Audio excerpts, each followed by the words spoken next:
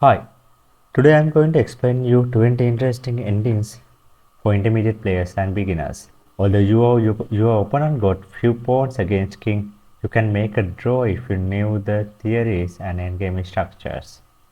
You may watch till the end of this video. I am 100% sure that you may haven't heard about some of these strategies ever. This lesson is suitable for beginners and intermediate players. If you are a chess lover, you may see the art of chess through the selected positions. Okay, let's see the first position.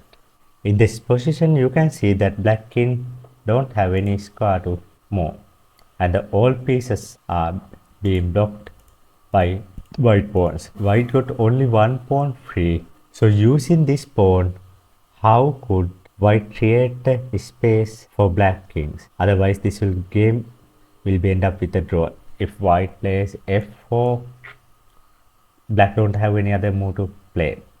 So with using this structure, white has to find a way to win the game because he's having 6 pawns against 4 pawns. Let's see. Here, the only possible move is to win this game. White have to set up a position that black have a move. The only possible move is white can play e3, then black have to definitely have to take the move that because that is the only move black can have. So white plays f3, e cut f3. Okay, now white has two pieces to play, king and pawn. But the thing is, here black can only play f3. Let's see. If we play e4, black definitely take the pawn, and then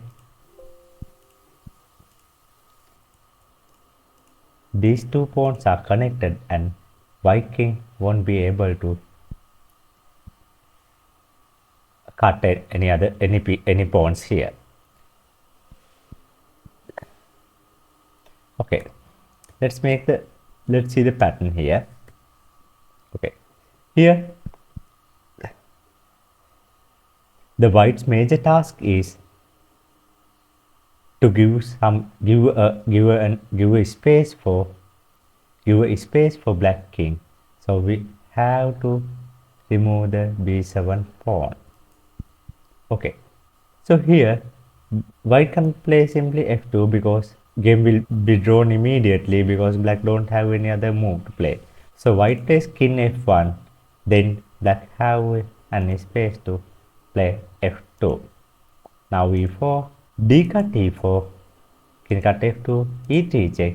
Here white simply cannot the pawn or simply cannot block the pawn because if white takes the e3, then black don't have a move. So that white have to move somewhere else that black can have a move. So that king e1, because once the king e2 pushed, white can play d5. The only possible move is c cut d5. Let's go back again. In this position, somebody can think why white cannot play f3. Okay, if white plays f3, black has only move is playing e2. So white have to take the e2 or white have to play king f2. Nothing is special. Even queen. So white have to take the queen, then game will be end up with the draw. So that's why in this position,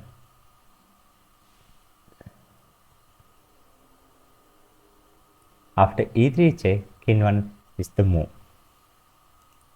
Pawn push, again d5, same pattern. C cut d5, king cut e2, d4. We cannot play king d3 because we have to give some space to black.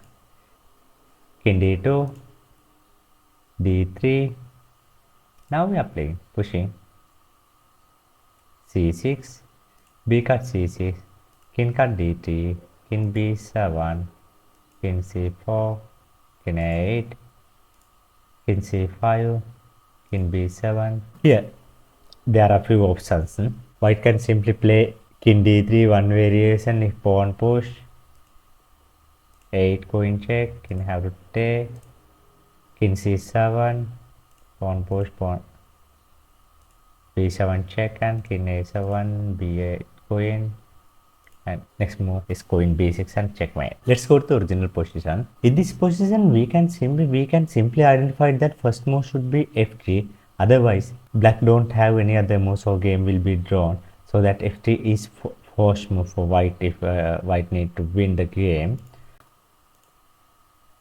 According to the first move, we can simply see the structure, because king f2, pawn push,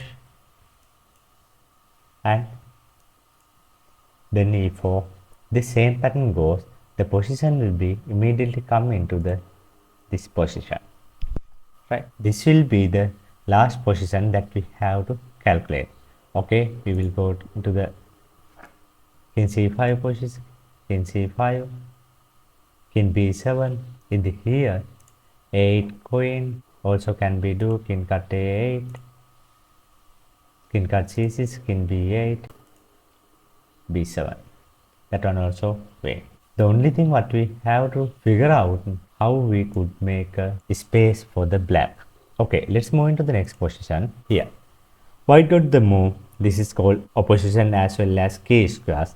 These are the key squares. Black has already come into the key squares of the pawn. Here, since white got the move, black maintains the opposition, so that in this kind of position, the party who control the opposition can get the maximum it can get. Okay, here e7 check, king e8, only move is king e6, game will be drawn. What happens to the if the move is for black?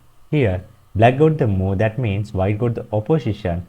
So black have to play king e8 and then e7.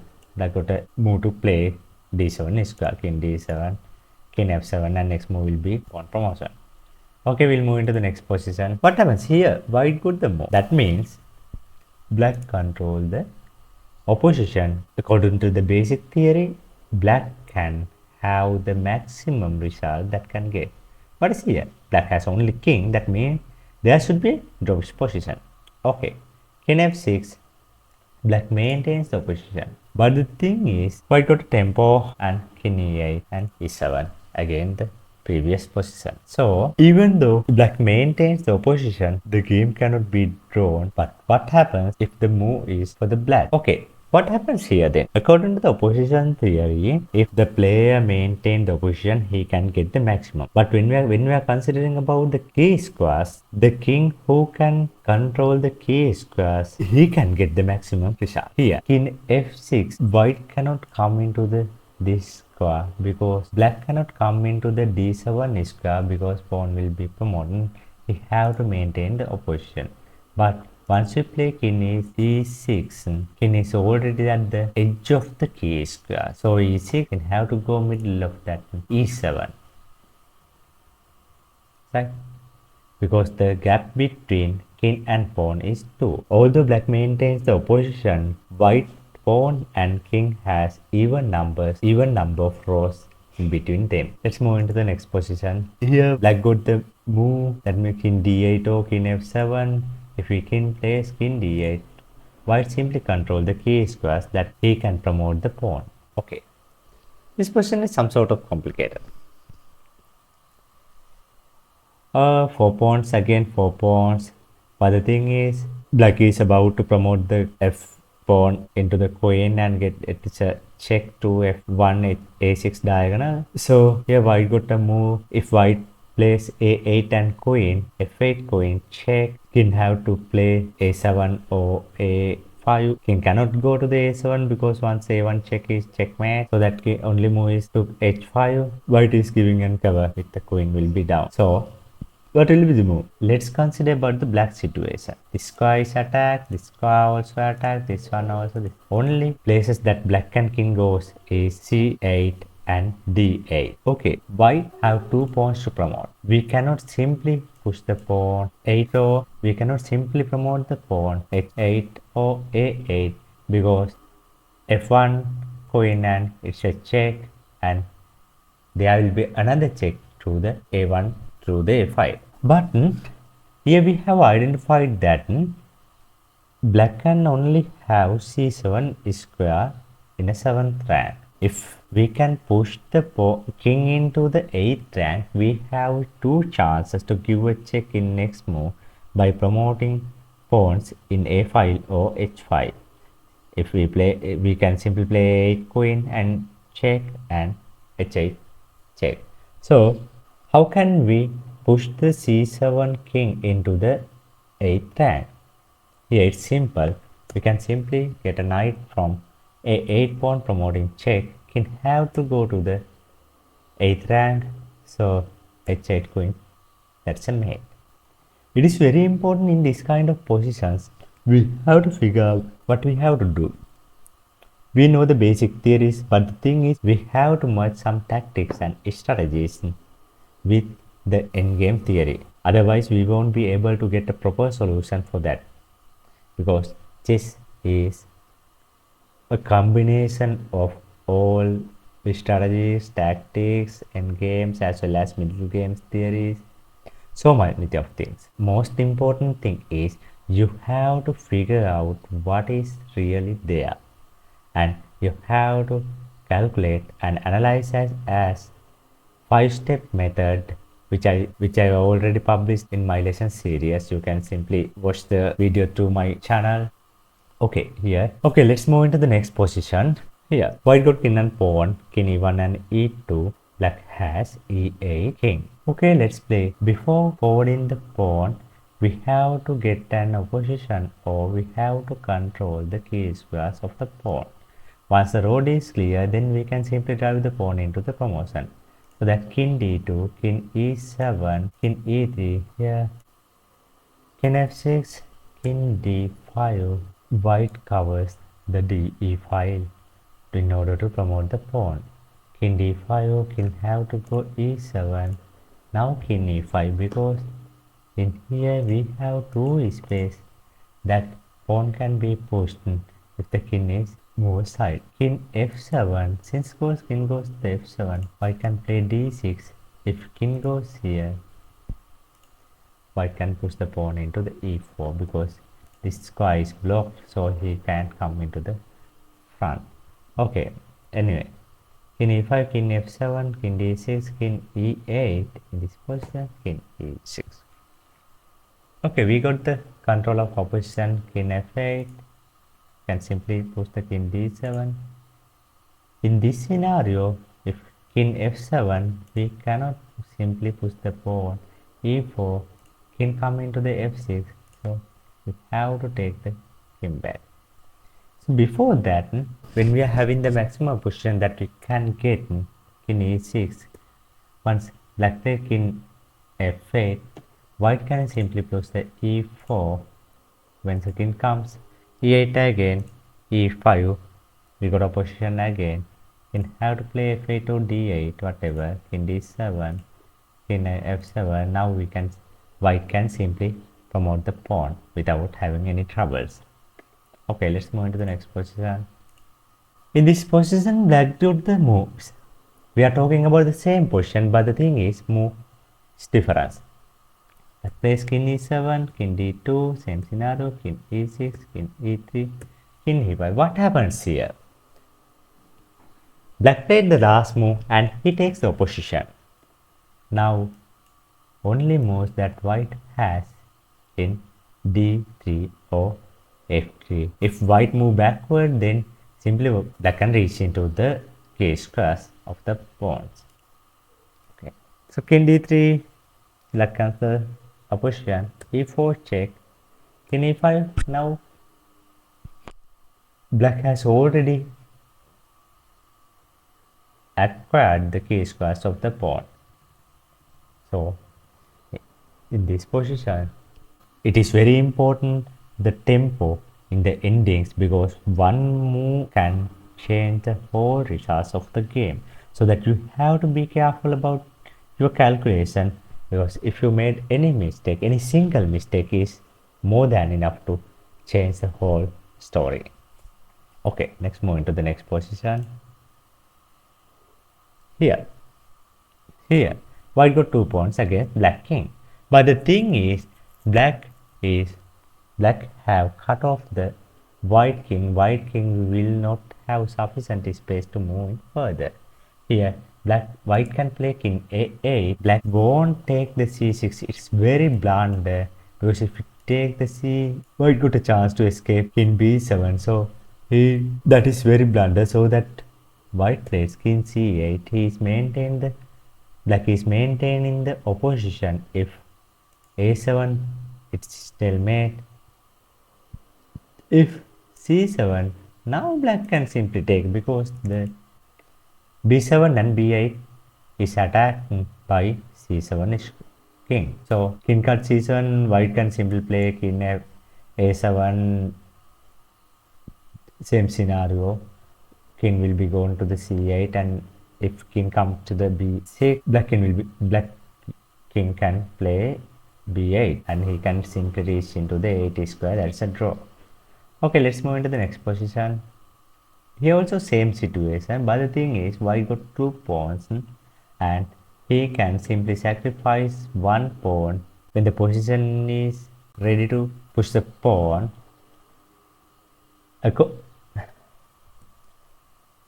This is like a first position. We simply sacrificed our pawns and made this space for the black's king, and finally end up with this kind of position. Here can play king g5, king g7. In this situation, if white can play f6 or h6 when king is in the h8 square, as per the second position, we can simply push the pawn. Okay, king g7, we do h8 check, king cut h6, now king f6. It's not a big issue, even though king g8, white can simply push the g7, black cannot remain there, he have to come there. Now king f7, and the next move will be pawn promotion. Okay, we have discussed 10 positions. What have you learned? You can simply go back to from the beginning, and you can simply set up the position in your board and pause the video, and you can simply analyze what we have taught you, because these positions and these structures are most common structures in the game. You should meet some kind of these positions, but I am 100% sure that you haven't calculated according to this manner. You haven't calculated with using these kind of strategies and reminding these theories. Okay, let's move into the next position. Okay, now it's interesting. It's 3 pawns against king. Here, white got the move. What happened if there's h8 queen, king cut h8, king f6? The only possible move is king h7. Cannot take the queen. That is an stalemate. That's a stalemate. So we have to be careful. We can take only king cut h8, king f6, king h7. White cannot take the queen by pushing the f8. So we have to take the rook in order to prevent the stalemate. So here also, let's see the first move. f8 rook. It's very easy. If king cut f8, now h8 queen and checkmate. So here black cannot take the rook. Black have to take the king cut h7. Now king f6, king only move that black can play king h6. So white can simply play rook h8 and checkmate. Okay. What happens after the f8 rook? Then king g6. Again h8 rook. King g7, rook fg8, checkmate. Okay, let's move into the next position. I hope if you are beginner, you never think this position will be drawn, because white got 2 pawns against pawn. See that? White got the move, that means black can control the opposition. King d4, king d6. White cannot push the pawn because black simply can cut the pawn, and black's target is prevent the g5 promotion. He can simply sacrifice the f5 pawn. King e3, f4 check, king cut f4, king e7. Black has only 1 square to reach the key squares of the pawn. g6, king f5, king f7, Now black has already reached to the key squares of the pawn. So let's move into the original position. King d4, king d6, king d3. Black won't come front. The reason is black have to stay in the key big square of this pawn. If king plays d5, now white play king e3, king d6. Now white takes the opposition. This is called Sukshan because let's come into the original position. White first move is king d4, king d6, king d3. See,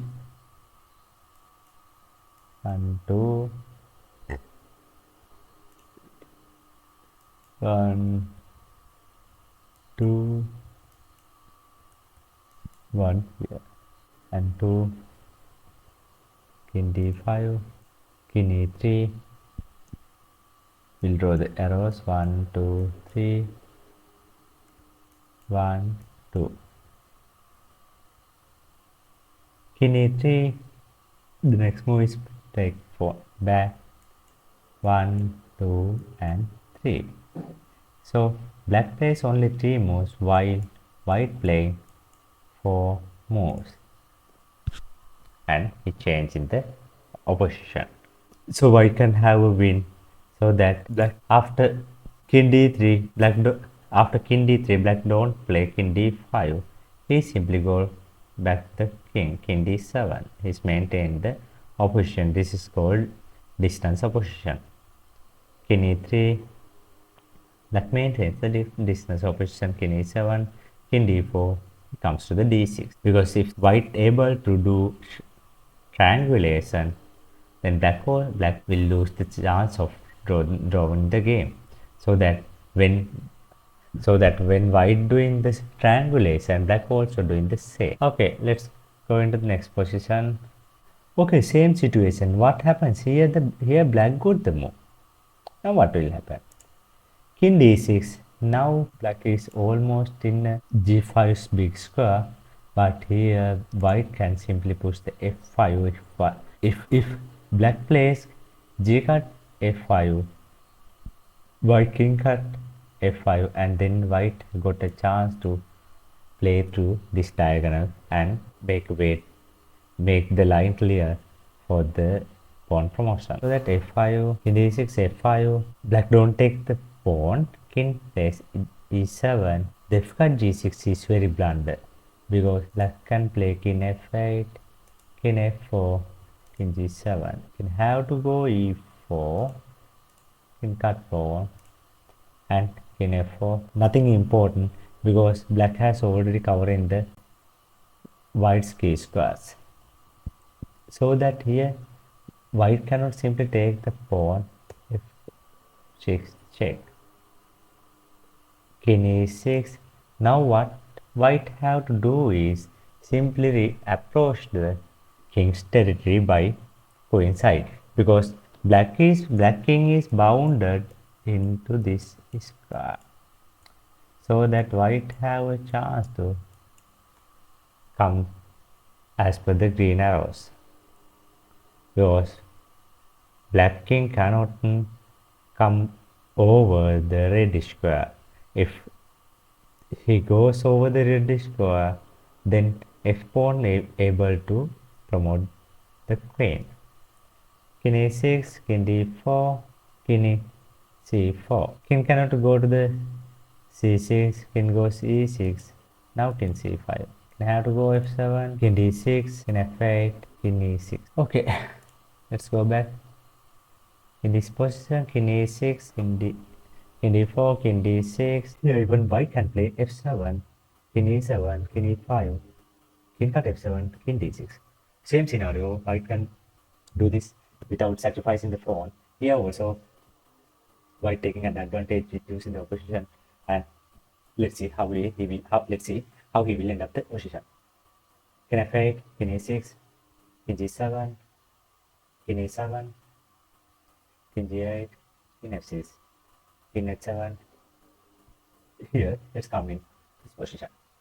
What are the mind squares of the pawn? If there is 2 pawns in same line blocked faced each other, these squares are the corresponding squares. If someone generally we don't go to the generally we don't reach into the corresponding square if opponent's king can after our move. If opponent king can come after our move. So in this scenario, king f6, king h7. Now white plays king f7. So black have to leave the g6, king h8, king cut g6, king g8. We have already discussed how to win this position. Okay, I think I have discussed 13 position and talked about the position, key squares, and triangulation, and corresponding squares, such kind of theories as well as interesting structures. I'm simply giving you the other 7 positions. You can answer them into the comment section and in our Facebook page. Okay, this is the 14th position. It's a we can simply use you can simply use the method we used in the last position. What we need to do is remove the king from the d7 square. The most important thing is black don't have any other piece except king. So white have chances to come to the flank files. And the other thing is black is bounded for limited area. Black cannot run from that area. If we run away from that area, then white will be able to promote the pawn. Okay, next position. Okay, in this position, we have to use about rook pawn draw theory. Here, white can simply push the g6. If black takes pawn cut g6, then h pawn have to take the g6 because we cannot push the h pawn. We cannot promote the h pawn when the king is at the end of the file. So you can play g6. Black never take the g6. The reason is if he takes the g6, then white h pawn come into the g6 square, and that is not the rook pawn anymore. On the other hand, once the position end up with the white pawn at g6 square, we have already discussed when the move is for the black, the position will be win for white. Okay, g6, so that black don't take that pawn, he simply puts the h6, g7 check, king g8. White have to come into the g6 or simply leave the pawn. If we leave the pawn, the game will be drawn anyway. So then white plays king g6 and game will be drawn. Okay, next position. Yeah, I think you can simply see that you cannot push the you cannot get a queen or rook from the a7 or b7 pawns by promoting them. What you have to do is take some minor piece and push the king away from the 7th square, because in this scenario black have only one square at the 7th rank and they have to move backward into the 8th rank. Once the king goes to the 8th rank, you can simply push the coincide pawns and get a piece whatever you want. Okay, let's move into the next position, 17th position. Here, due to the basic theory, you cannot simply promote the pawn because king is already acquiring the h8 square. Once the black king goes to the h8 square, our king cannot push him away from the dark square corner. So we have to exchange pawn in order to promote a pawn and get a queen. So just remember the first few positions that we have practiced in this lesson, so you will be able to find an answer immediately. Okay, 18th one. Here also the same. The thing is, the pawn has advanced one row as well as king. Okay, we'll move into the next position.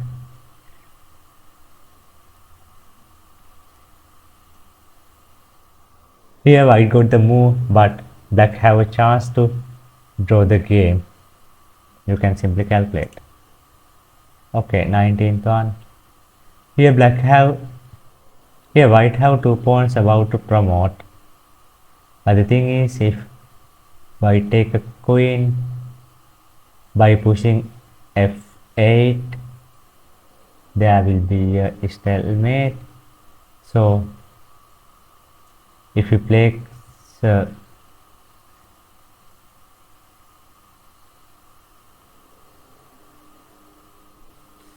if white plays c8, queen and check, now king part f7, and white have some sort of moves to play and make the game, so that you can simply consider about the situation, how to make a quick win, how to make the position for quick win.